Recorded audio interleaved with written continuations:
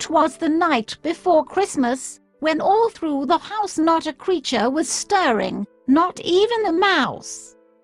The stockings were hung by the chimney with care, in hopes that Saint Nicholas soon would be there. The children were nestled all snug in their beds, while visions of sugar plums danced in their heads. And Mama in her kerchief, and I in my cap, had just settled our brains for a long winter's nap. When out on the lawn there arose such a clatter, I sprang from the bed to see what was the matter. Away to the window I flew like a flash, tore open the shutters and threw up the sash. The moon on the breast of the new fallen snow gave the luster of midday to objects below. When, what to my wondering eyes should appear, but a miniature sleigh, and 8 tiny reindeer. With a little old driver, so lively and quick, I knew in a moment it must be Saint Nick. More rapid than eagles his coursers they came, and he whistled, and shouted, and called them by name. Now Dasher, now Dancer, now Prancer and Vixen. On Comet. On Cupid, on Donner and Blitzen. To the top of the porch.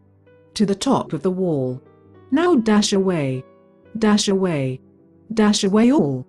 As dry leaves that before the wild hurricane fly, when they meet with an obstacle, mount to the sky. So up to the housetop the coursers they flew, with a sleigh full of toys, and Saint Nicholas too. And then, in a twinkling, I heard on the roof the prancing and pulling of each little hoof. As I drew in my head, and was turning around, down the chimney Saint Nicholas came with a bound. He was dressed all in fur, from his head to his foot, and his clothes were all tarnished with ashes and soot. A bundle of toys he had flung on his back, and he looked like a peddler, just opening his pack. His eyes how they twinkled, his dimples how merry. His cheeks were like roses, his nose like a cherry.